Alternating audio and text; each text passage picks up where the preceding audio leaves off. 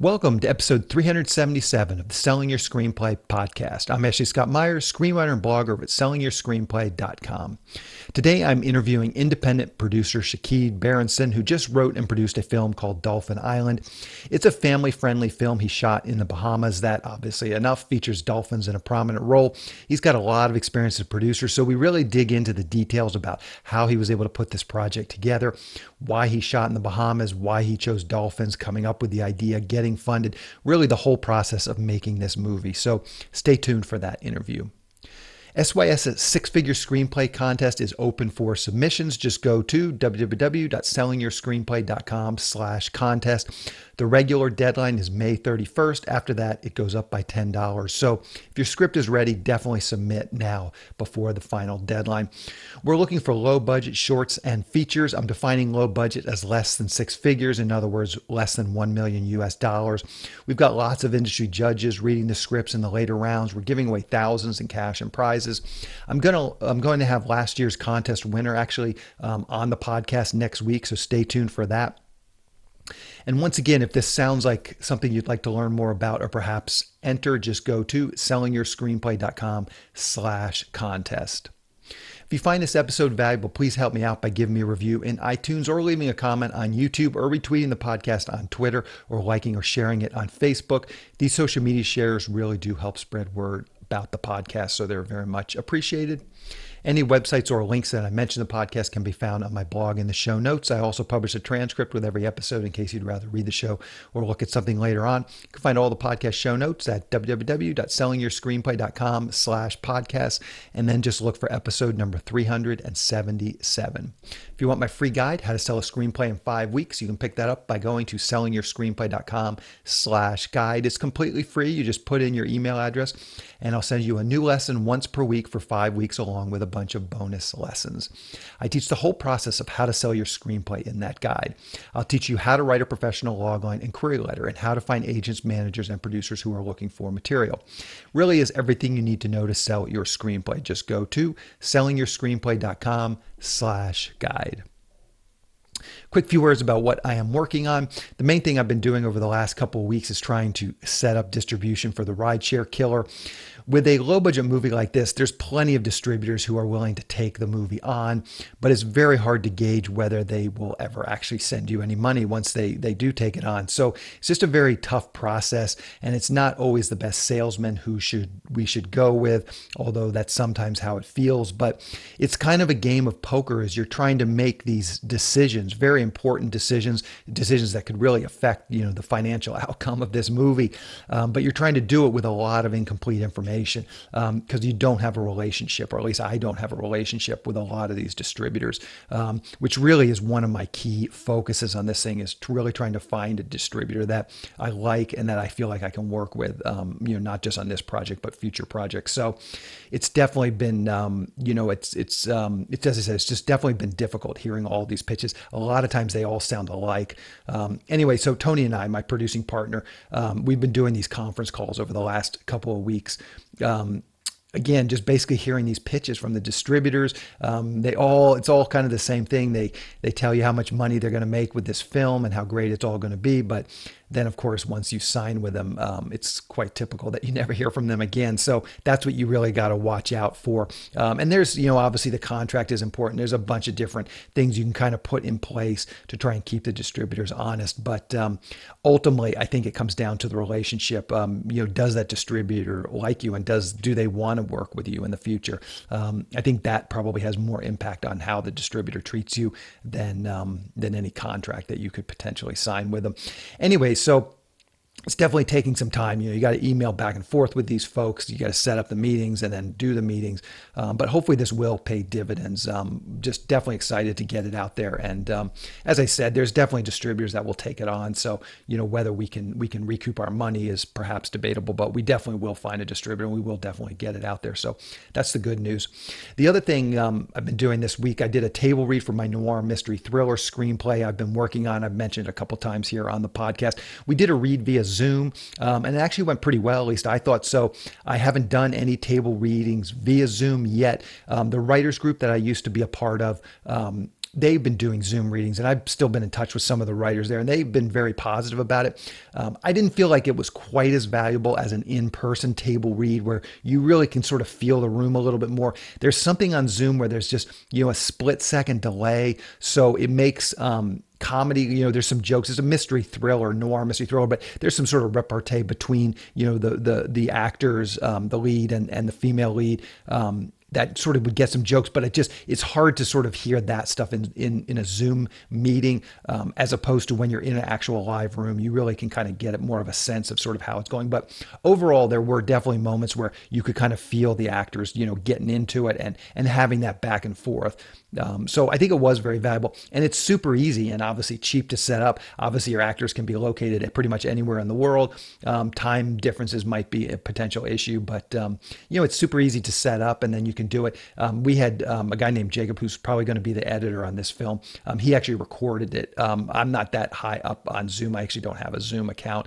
I'll just occasionally do these Zoom meetings. But he recorded it and everything, so we'll be able to go back and listen to it. And maybe that will give us some more insight into sort of the laugh and when the other people on the call laugh. Maybe hearing the recording will give us a little more insight on that. But I highly recommend it. As I said, I didn't feel like it was as good as an in-person read, table read, but you basically just get a bunch of actors, you give them a couple of roles, the really minor roles. There's probably maybe 8 sort of main roles in this script. And so I had maybe 8 actors, and then I would double up, there were there's a bunch of roles, just 1 line here or 2 lines there. I would double up the actors. So probably had 8 actors, and then, a few other people like Jacob, as I mentioned, the editor. He was sort of technical, doing some of the technical stuff, running the Zoom meeting. And then obviously myself, I actually read narration.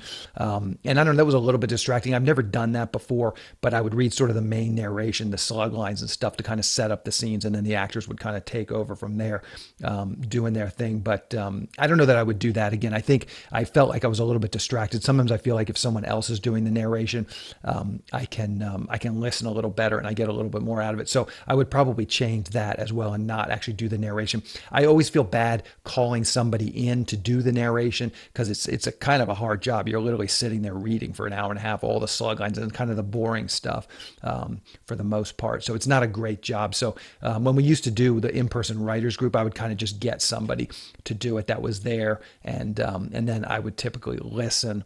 But with this, someone would have to call them up and get them on a Zoom call. So I just didn't feel like I could just bring someone in. So I thought, I'll just do the reading. But I think next time I would try and get one of my friends to do the Zoom, to do the actual narration. But anyways, I highly recommend it. If you're working on a script, if there's a script that you're kind of workshopping, you want to kind of take it to that next level, doing a read like this really can be helpful. You hear it, and then you yourself get kind of a new perspective on it. And then obviously once you end, you talk to the other actors and the other people that were on the call, and you kind of get notes in real time. And, that's the best time to get notes because everybody was there. Everybody heard the same thing. And then you really can kind of dive into some notes. And there's some, back and forth with the notes where one person will chime in with a note and then another person. So it's very helpful, I find, just from a development process too. And as I said, with Zoom, it's pretty easy to set up. Anyways, that's what I've been working on the last couple of weeks. So now let's get into the main segment. Today, I'm interviewing independent producer Shaked Berenson. Here is the interview. Welcome, Shaked, to the Selling Your Screenplay podcast. I really appreciate you coming on the show with me today. Thank you for having me. So to start out, maybe you can tell us a little bit about your background. Where did you grow up and how did you get interested in the entertainment industry? Funny enough, I was born in the States, but I grew up in Israel. This is why I have this funny accent. And I came back to Los Angeles after my military service in Israel. There was mandatory military service. And after that, I came to go to UCLA. So I didn't come to this town for filmmaking. I didn't come here wanting to be an actor or director or anything like that. I studied business and economics at UCLA. I was looking for a job as a bartender, but couldn't find one. So I started to work in the movie business for a film producer. And 20 years later, I produced 40-something films to TV series and had my own company, sold it, have a different company now. So kind of fell into the movie business. Yeah. So talk about that a little bit.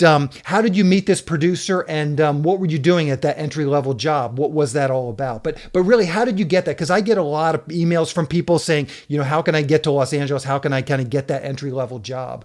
Yeah, it was pretty much just dumb luck. I was here. Being Israeli and speaking Hebrew, my boss at the time was remodeling his house, and the contractor was Israeli, so we looked for somebody that can monitor that. That was a personal assistant, really just handling a lot of his personal stuff. And when you're so close to the owner of a company as a personal assistant, you kind of become like a son or like a right-hand man. So very quickly, he was asking me about, oh, what do you think about this script? What do you think about that? And then people were leaving, so I started assuming other people's jobs like marketing and delivery. Then when we were shooting, I was go and help on set. We're traveling to film markets like Cannes and Berlin Film Festival. So I was going and helping with the marketing and the foreign sales, doing contracts. So really quickly, I learned really any aspect of being on set and off set in terms of the movie business.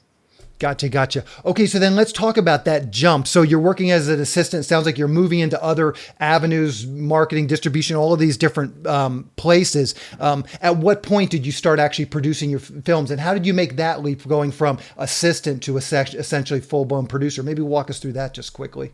The company at the time was starting to do bigger and bigger films. We're producing Ghost Rider with Nicolas Cage, and the company started as independent. So me and another person in the company, we convinced the owner to start a division to deal with genre films and independent films. And basically, we ran the whole show. We found the content, we acquired it or produced it, went out and sell it. We did everything A to Z, and everybody said like, well, you should do it on your own. So we left and started our own company, which is called Epic Pictures. I ran that for 11 years. In the middle, bought a horror website called Dread Central, merged it with the company, and sold that 2 years ago. So, what made me do the jump? I don't know. It seems like it was a quick process, but it was also a gradual process. So I first had my hand in a lot of different things. I learned how to do marketing. I was doing contracts. I was doing foreign sales. I started my own distribution in the US. So I think having done all the different jobs, basically all jobs almost on set, it really gives me a good foundation to run things myself because I really knew what it takes and how does it feel to be in different parts of production. Gotcha. Okay, so let's talk about your latest film, Dolphin Island, which you co-wrote and also produced. Maybe to start out, you can give us a quick picture or log line. What is that film all about? The film follows an orphan teenager that lives with her grandfather in the Bahamas, and her grandparents from her mother's side coming from New York, trying to take custody and bring her to New York. The film really deals with different themes of mainly on casting judgment and perception, because the grandparents come from New York, and for them, her life seems like a miserable life, but once they spend time with the local people in the island and see her life and see how happy she is, they see the value of growing up in that environment. So, and then there is other people, there is a social worker, there is all these other characters, and really there is this theme of casting judgment and not judging a book by its cover. Kind of, I would say it's a big theme of the film. Gotcha. And where did this idea come from? What was the genesis for this idea? So I was selling and distributing a dolphin movie a few years ago. And when Hurricane Dorian hit the Grand Bahama Island, I was in touch with local people, trying to figure out what can we do to help them. And the government said, we don't need donations. That's a short-term help, but would be great if you come here, you stimulate the economy, you bring equipment, you teach people a trade. That would be the best way to help. So my friend Mike Disa, where we work together on a franchise animation called Space Dogs, we went to the Bahamas, did some location scouting, did some casting to see the local flavors. I came up with a story, and we both basically worked to write the script with Rolf Kanevsky, the third writer. And then by January, we went down there to shoot the movie. Gotcha. So it sounds like part of this, though, was your experience with this previous Dolphin movie. Is that correct? Yes.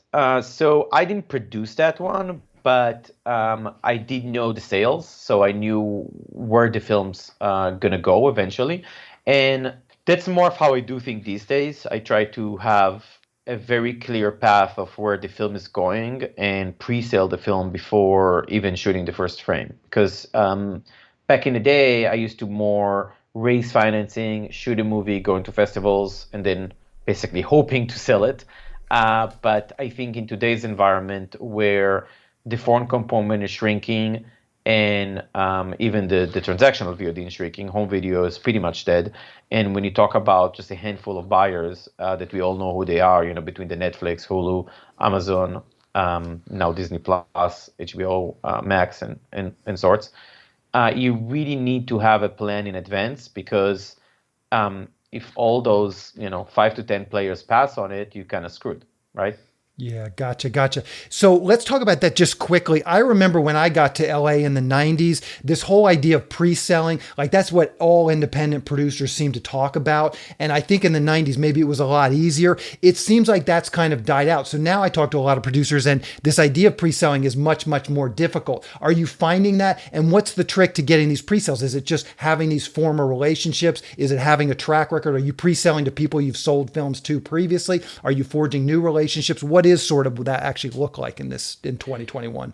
It's really all of the above, right? So its relationship are very important. And I think a lot of filmmakers focus on the script, on the concept, while in the end of the day for the buyer, they need to have the comfort that they know that they work with a producer and a director that actually going to deliver what they say on time, quality, and budget. That's a big driving force behind what the buyers think about. In terms of pre-sales, it's still pre-sales like in the 90s. It's just different type of pre-sales. In the 90s, what I haven't been doing it since 2003, but I know the history and the numbers. What started in the 90s and went through probably 2008 is more of selling it territory by territory. So you would take the film and you would pre-sell it in usually in major territories like Germany, France, the UK, Australia, Japan, and then you will take those contracts to bank them to finance the film. Today, when I say pre-sale, I more mean like do a pre-sale to a Netflix, and then you have the budget to make the movie, but less in terms of parsing it out and going out and sending it to 10 territories and try to navigate all those contracts. That became a lot harder.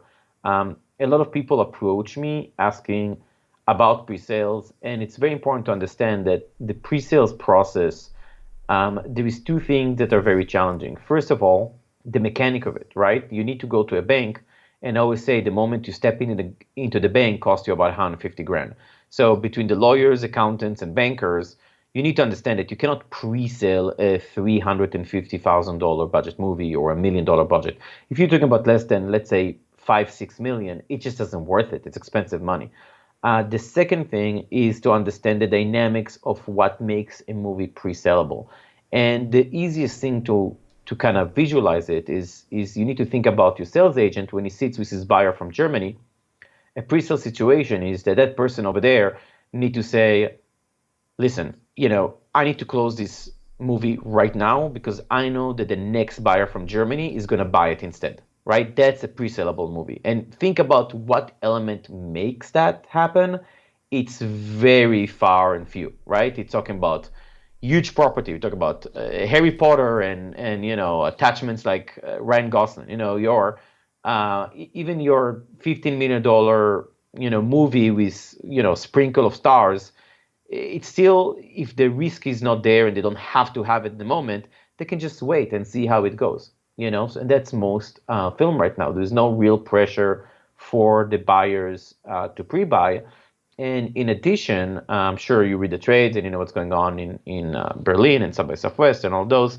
Buyers have been burnt lately from pre-buying films that then end up being sold to a streamer and the rights are being taken away from them. So the whole point of them pre-buying is to take a little bit of risk so they can get a better price and they can have a guarantee that they're going to have a film to release in theaters, let's say in 2023. But when the movie is already completed and they're 6 months before what should have been the release date, a movie goes to Sundance and then sells to Netflix and they pull back the rights, that really disrupt their business. So the whole world of pre-sales is kind of shaky and has a lot of challenges at the moment.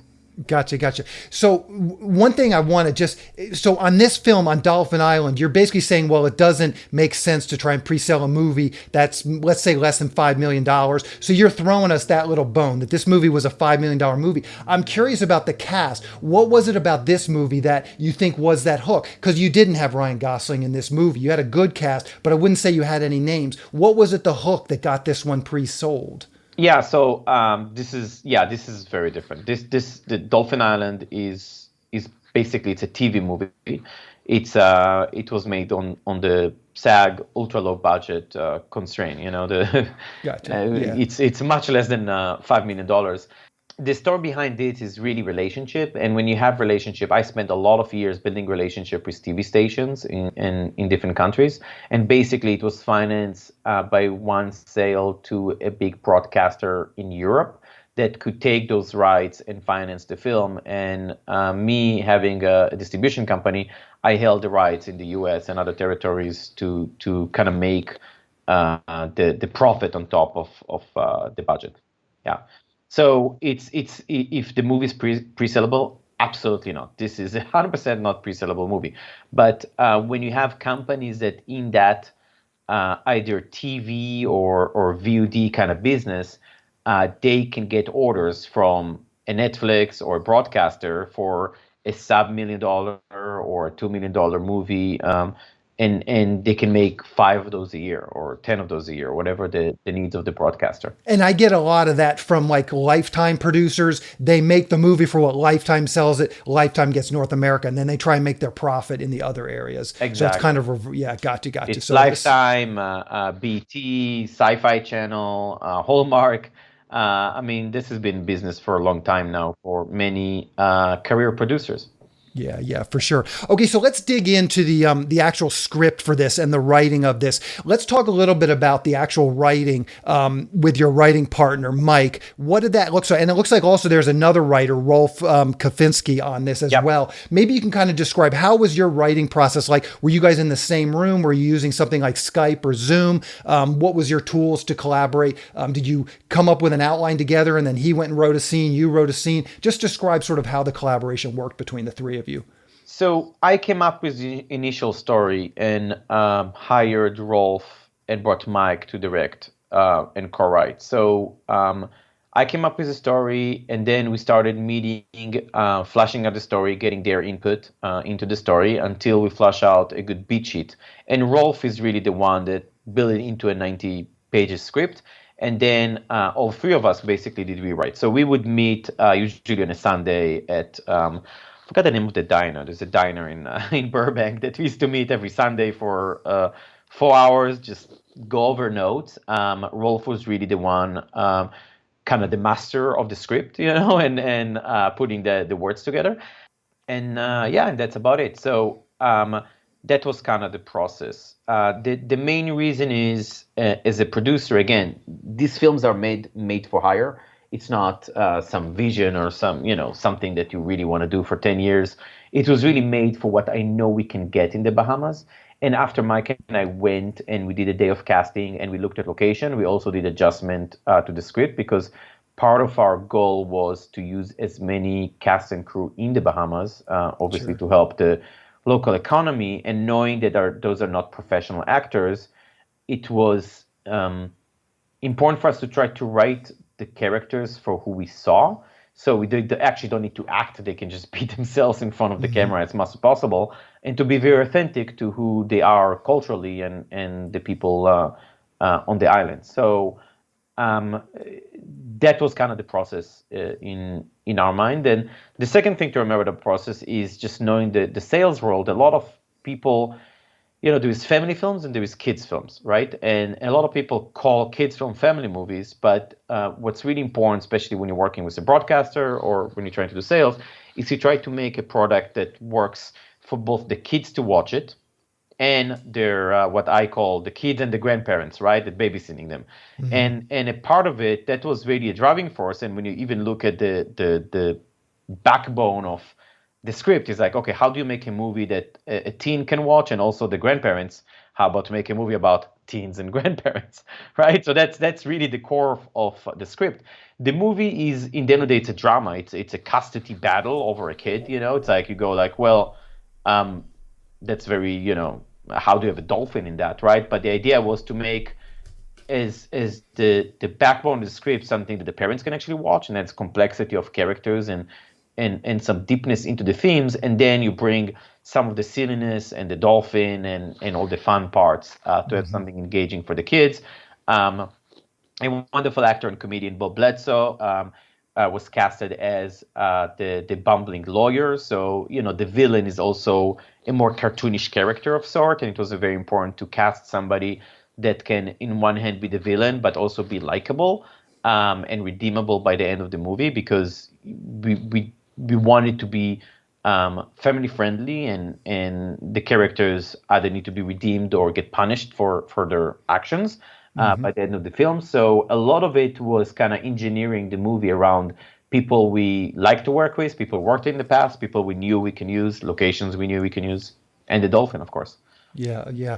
I'm curious. I wonder if you can just give us a few of the details on that conversation with the broadcaster. As you're pitching this to them and trying to pre-sell it, what did you go to them with? Did you have a completed script? So you said, okay, we have this family movie, or did you just go to them and say, hey, what are you guys looking for? Maybe we can make something for you. What was that actually initial conversations look like? I had nothing beside the relationship of selling them hundreds of movies in the past 14 years. And I approached them saying, hey, remember, I sold you guys this film in the past. We think about doing something similar. It's going to help the people in the Bahamas. Do you need the content? Yes. And that's it. There was no script, cast, no concept, none of those things yet. And then how far along is it before they actually greenlight this thing and say, okay, we'll fund this? Do you need a script at that point? Well, they have approval over the script and over the rough cut, but in the end of the day, again, it's a relationship-based business. They knew that I will deliver them on time and on budget and on quality what they need to satisfy their requirements. So it was fairly easy. We didn't need a green light process, or we basically hit the ground running. Mm-hmm. And I'm curious, you mentioned that you and Mike had worked on some previous projects before. Maybe talk, because I know there's going to be screenwriters listening to this thinking, oh, well, how could I get myself in the position where you hire me instead of someone like Rolf? Maybe take us through that. What is your relationship with Rolf like? How did you meet him, and why did you choose him for this project?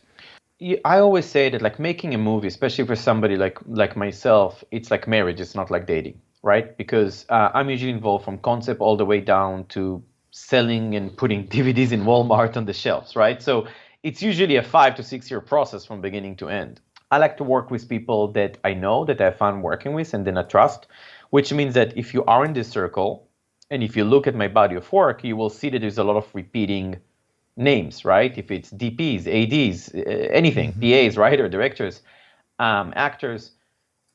So if we are working together, it's great because there is potential to doing a lot more in the future. The difficulty is that it's much harder to get in. I have my first AD. If he's available, he will be the first AD on my show if the director is happy with him.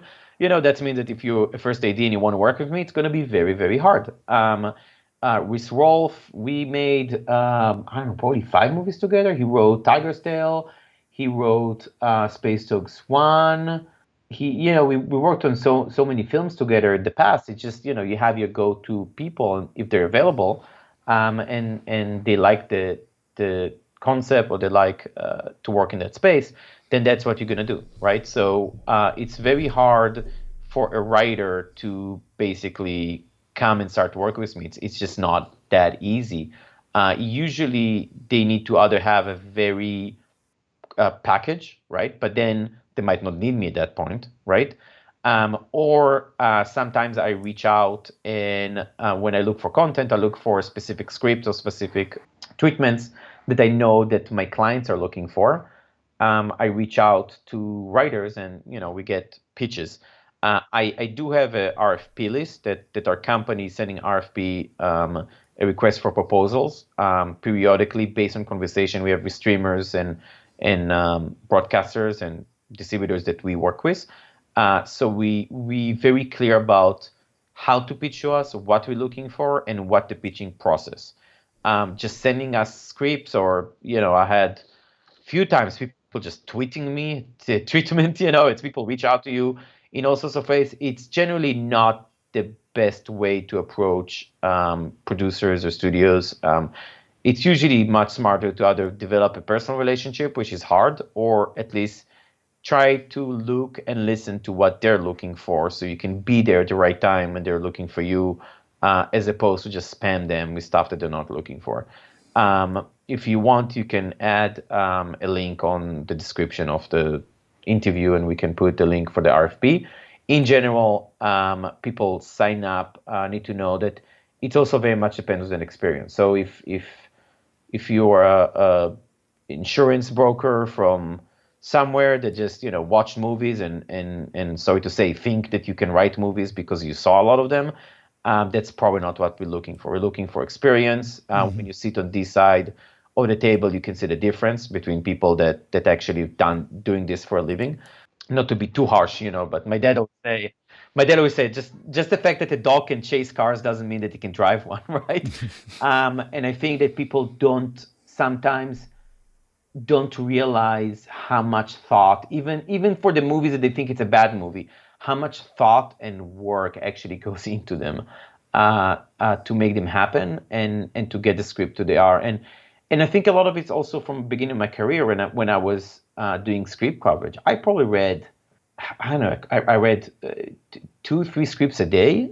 So we're talking about 100 a month.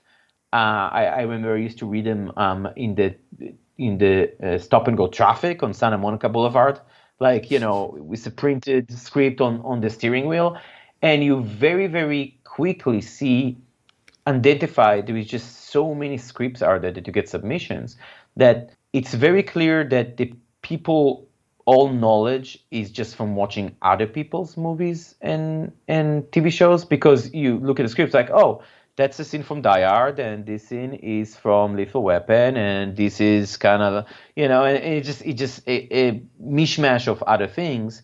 And usually there is a lot of thoughts about the concept or the opening or the end, but to fill 90 pages is a lot harder. So it just feels like somebody thought like, oh, it'd be cool if this happens, and then the butler did it. Okay, but now the other 89 pages is just filler, and just exposition, that just nonsense, So, and that's the majority of the script you read. People need to remember, like, out of, for example, in the studio system, and now it's different because streamers sometimes just greenlight whatever comes on the table.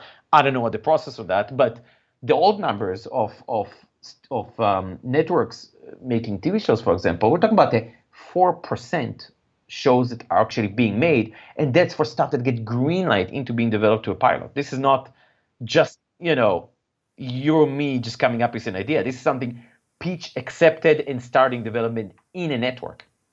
So I used to do a lecture about how not to pitch a project, right? And in South by Southwest, and I basically counted I think it was 2015. I counted how many scripts I got that year from different sources, and I think it was something around 600 scripts, right?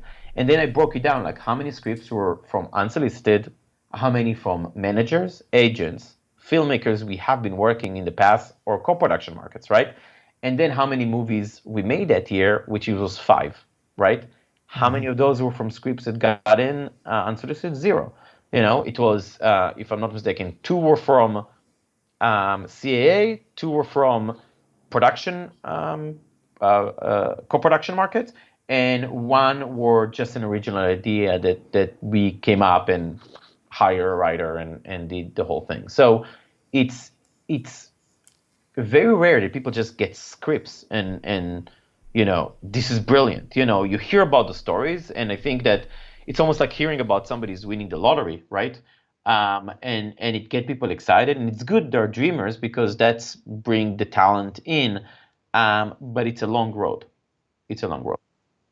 I'm not trying to discourage your listeners, because I know it's a writer's listeners, but I think it's important to know the reality and important to know how things looks from the other side. you know? Yeah, yeah. And I'll be curious to as a follow-up question, like take us back. When did you meet Rolf? Like you said, he's done a bunch of projects. And a lot of times I get people sending me these sorts of questions, and it always feels like writers need to find producers that are at their same experience level. And people need to meet you 20 years ago so that you're on the way up. And I'm sure a lot of these writers you still work with, these ADs, all these people you're mentioning are probably you met as your way up. So talk about that. How did you actually meet Rolf? Like what was the first interaction with him, and then how did that relationship develop? I think, if I remember correctly, we met when he wrote for us a movie called The Tiger's Tale, which is another animal movie. And he was already working multiple time with another producer that we knew, and we together co-produced that family movie. So he was basically brought in by another producer that already had a trusted relationship with.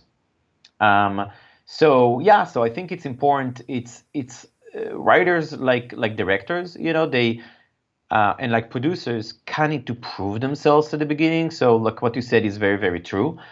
When you're starting in the business, the best thing to do is just get around you a team of other people that are starting. Hopefully, maybe have a little bit more experience than you, but early enough that they're still looking for talent, and make short movies, make proof of concept shorts, and things like that, or very low budget films, so you can actually get the experience, you can learn from it, and you can use it as your calling card for the next project. Yeah, yeah, for sure. Excellent advice. How can people see Dolphin Island? What's the release schedule going to be like? The movie was actually releasing. Oh, it was released today in Canada. It was released 2 weeks ago in the US. It's on all major VOD platforms: the Apple TV, iTunes, DirecTV, you know, Spectrum, all of those. People can go to dolphinislandmovie.com. There is a list there of where you can find the movie. And yeah, appreciate it. People can go and see it and rate and review it. People don't understand. Sometimes don't realize like that the whole rating system, you know, that on Amazon or iTunes, you just give it like 4 stars or 5 stars. It's so crucial because today the platforms really work with just AI that index and decide what to recommend you.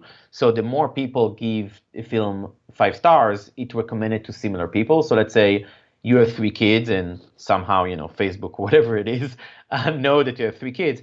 And there are certain ages, if you put 5 stars, it will find other soulmates that are similar to you. So to be male with 3 kids, kind of the same age, and recommend it to them. So the more people and more diversity of people rate highly or like your movie, it get indexes and recommended to more people, and then it's a snowball, right? Because recommended to more people see it, they rate it, and then more and more and more, or less and less doing it. So, and that's why I think it's you know, it's really a battlefield. You know, it's funny because for the audience, you log into your Apple TV and you see like, you know, recently added, and it looks like a storefront.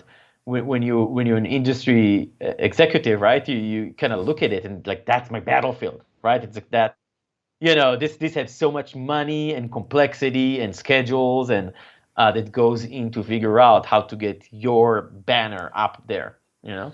Yep, yep. So, anyways, all that to say, the listeners, hopefully they'll go and give you 5 stars here on Amazon and anywhere else that they see the film. So that is an excellent point. I hope people do really understand that, because myself as a filmmaker, yeah, we're always trying to get people to give us a nice rating, IMDb and on Amazon. What's the best way for people to keep up with what you're doing? Twitter, Facebook, a blog, anything you're comfortable sharing, I will round up for the show notes. My name is Shaked Berenson. Nobody has that name, so I'm very easy to find. I'm on Twitter, Instagram. Facebook is more for my personal friends. But on Clubhouse, you know, everything is just Shaked Berenson. The best way to get in contact is through our RFP list. So instead of just sending materials, it's best to add yourself to our RFP list, wait, you know, I don't know, at least a few cycles of seeing what we're looking for. And kind of understanding, kind of getting a feel of what the company is looking for before trying to submit things, and just follow that. That's really the best way. Gotcha. Well, I really appreciate you coming on the show and talking with me today. Good luck with this film, and good luck with all your future films as well. Thank you so much. Really appreciate it. Thanks. Talk to you later. Bye. A quick plug for the SYS Screenwriting Analysis service. It's a really economical way to get a high-quality professional evaluation on your screenplay. When you buy our 3-pack, you get evaluations at just $67 per script for feature films and just $55 for teleplays. All the readers have professional experience reading for studios, production companies, contests, and agencies. You can read a short bio on each reader on our website, and you can pick the reader who you think is the best fit for your script. Turnaround time is usually just a few days, but rarely more than a week. The readers will evaluate your script on 6 key factors: concept, character, structure, marketability, tone, and overall craft, which includes formatting, spelling, and grammar. Every script will get a grade of pass, consider, or recommend, which should help you roughly understand where your script might rank if you were to submit it to a production company or agency. We can provide an analysis on features or television scripts. We also do proofreading without any analysis. We will also look at a treatment or outline and give you the same analysis on it. So if you're looking to vet some of your project ideas, this is a great way to do it. We will also write your logline and synopsis for you. You can add this logline and synopsis writing service to an analysis, or you can simply purchase this service as a standalone product. As a bonus, if your screenplay gets a recommend or a consider from one of our readers, you get to list the screenplay in the SYS Select database, which is a database for producers to find screenplays and a big part of our SYS Select program. Producers are in the database searching for material on a daily basis, so it's another great way to get your material in front of them. As a further bonus, if your script gets a recommend from one of our readers, your screenplay will get included in our monthly Best Of newsletter. Each month we send out a newsletter that highlights the best screenplays that have come through our script analysis service. This is a monthly newsletter that goes out to our list of over 400 producers who are actively looking for material. So again, this is another great way to get your material out there. So if you want a professional evaluation of your screenplay at a very reasonable price, check out www.sellingyourscreenplay.com/consultants. Again, that's sellingyourscreenplay.com/consultants. On the next episode of the podcast, I'm going to be interviewing Richard Pierce, who you may remember was the winner of last year's SYS's 6-figure screenplay contest. So his winning screenplay, Friend Request, which was actually retitled, I think, to Killer Profile, was read by one of our industry judges, a writer, director, producer named Ted Campbell, who had a relationship with Mar Vista Entertainment. Mar Vista does tons of Lifetime and Hallmark type features. Basically, they do a lot of these sort of female-led thrillers, TV type stuff, made for TV type stuff. So Ted then walked it over to Mar Vista since he had a relationship with them, and he actually got the project set up. They optioned it, and then they actually shot it just a couple weeks ago. So this winning script literally is already in the can and in post-production. So that's fantastic. And in fact, Ted and Richard actually hit it off during this process. And Ted actually got Richard on another project that he had set up on Mar Vista. So that one is shooting in a couple weeks. So Richard will get another credit through this relationship. So this is really an incredible success story for the contest. I'm excited just to bring it to everyone and kind of show everybody. I think it's a great sort of proof of contest a great proof of concept for the contest to just show how maybe we can set something up here and actually get these movies produced. So I'll actually have Ted. As I mentioned, he's the director on this, ended up being one of the producers and the director on this project, and I'm actually going to interview him as well. So he'll be on in a few weeks. But next week again, we're going to hear from Richard. He's a really nice guy. He's just living in Vegas. You know, he's got a young kid and a wife, sort of normal life, but he's just been writing for years. He had a little bit of success before. We talk about that. And now he's got this, two more writing credits to his name because of the contest. So we'll get into all of those details next week. And again, I'm just really excited to sort of share this story with the world because I think it's great for the contest and obviously great for everybody who enters. And it's great for the industry judges. Hopefully they'll feel a little more confident, like the contest is working and there's some good scripts coming through it. So I think it will really help me attract more judges. I think it will energize the judges that we do have. And then again, hopefully we get more submissions and we can really find some of the best low budget scripts that are out there and are not getting seen. So keep an eye out for that episode next week. That's our show. Thank you for listening.